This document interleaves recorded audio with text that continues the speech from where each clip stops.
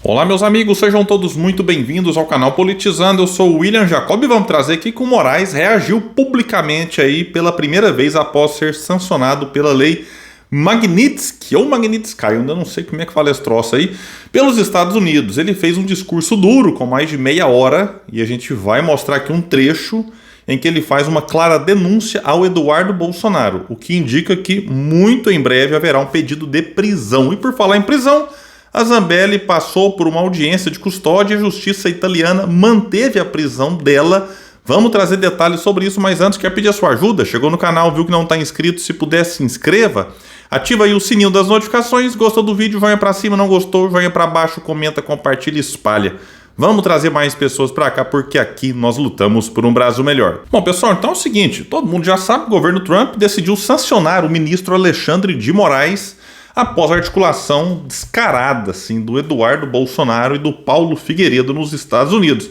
E depois de dias, o Moraes decidiu reagir publicamente pela primeira vez, um discurso que durou aí em torno de meia hora, então fica inviável publicar ele na íntegra aqui, mas vamos separar aqui um trecho onde ele aborda mais diretamente a atuação apontada por muitos como criminosa do Eduardo e aliados. Então, uma fala dura do Moraes. E aqui, pessoal, enquanto eu preparo o vídeo, independente do que você acha do Moraes, se você me perguntar assim, William, você concorda com 100% que o Moraes já decidiu? Aqui eu não estou nem falando só em relação a questões vinculadas ao Bolsonaro, mas em relação a questões trabalhistas, em relação a questões que envolvem ali o Estado, na relação com o ente privado. Eu já discordei muito do Moraes em algumas decisões, mas isso não faz com que eu apoie Eduardo Bolsonaro, pelo amor de Deus. Então, vamos trazer aqui o que disse Moraes. Como disse o ministro Gilmar Mendes, é uma verdadeira traição à pátria, uma traição covarde e traiçoeira. Há fartas provas nas investigações comprovando essas condutas ilícitas. Não só induzimento, instigação e auxílio na tentativa de submeter o funcionamento do Supremo Tribunal Federal ao crivo de um outro Estado, ao Estado estrangeiro, com clara afronta à soberania nacional, mas também fartas provas demonstrando auxílio na negociação espúria, vil, traiçoeira com autoridades estrangeiras para que se pratique atos hostis à economia do Brasil.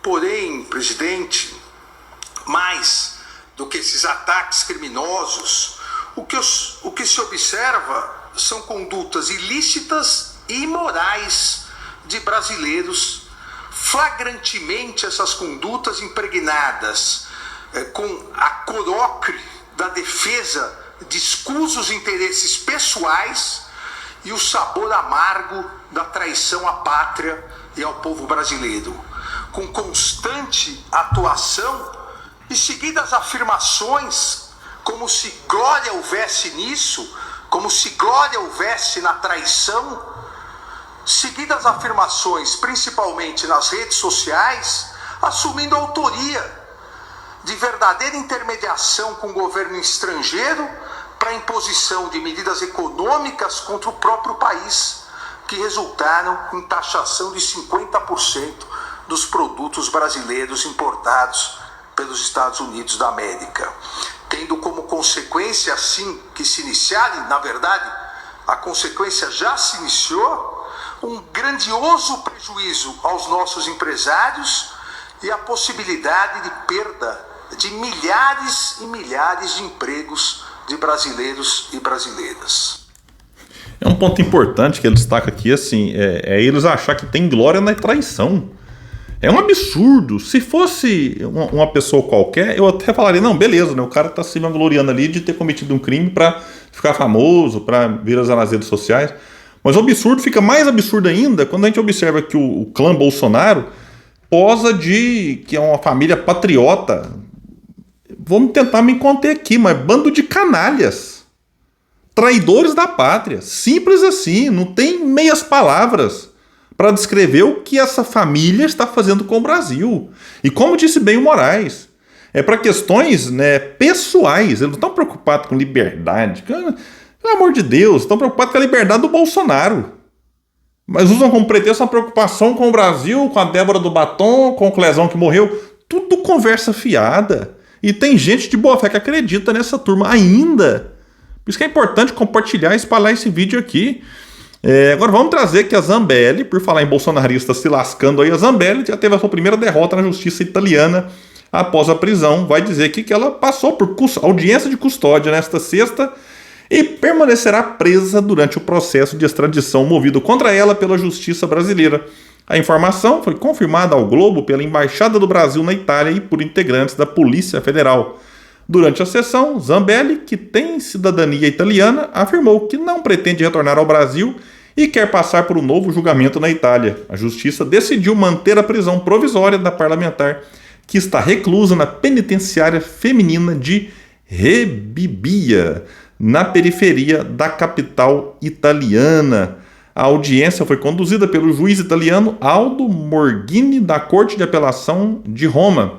Ela estava acompanhada do advogado italiano, aqui fala o nome que eu não vou nem arriscar falar. A defesa, deputado e o Partido Liberal acionaram autoridades italianas para tentar barrar a extradição após a audiência de custódia. O processo segue agora para a Corte de Apelação de Roma, onde a justiça italiana e os advogados Zambelli apresentarão seus argumentos. A decisão ainda pode ser contestada na Corte de Cassação, instância máxima do judiciário italiano. Então, um processo que pode ser que demore aí, e vai dizer que mesmo com o aval do judiciário, a palavra final cabe ao Ministério da Justiça da Itália, que pode negar a extradição por motivos políticos. O atual governo italiano, liderado por Giorgia Meloni, tem afinidade ideológica com os setores da base de apoio de Zambelli, o que pode pesar na análise final do caso.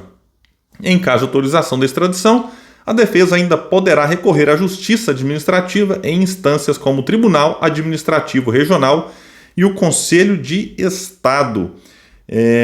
Especialistas avaliam que o processo pode se estender por até 2 anos, embora exista a possibilidade de Zambelli ser solta antes, especialmente se houver entraves de natureza política.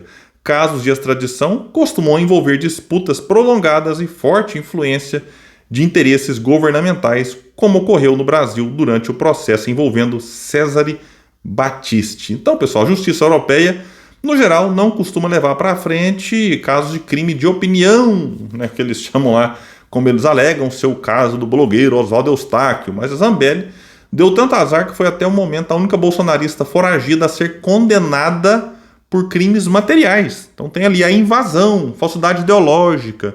Não é porque a Zambelli postou uma ofensa ou ameaçou verbalmente algum ministro do STF. Não, o caso da Zambelli foi invasão de sistema, né, do Conselho Nacional de Justiça.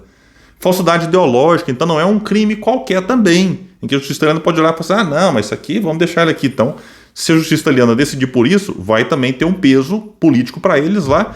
Então, de todo jeito, eu acho que vai demorar para ter um desfecho em relação a isso, o que é, de alguma forma, lamentável também, né? Mas paciência. De todo jeito, enquanto isso, ela está na penitenciária feminina, está presa, Carla Zambelli. Não está na casa dela esperando uma resposta ou na embaixada, não. Está presa, está na penitenciária feminina, né, que já foi, né, falado aqui nessa matéria.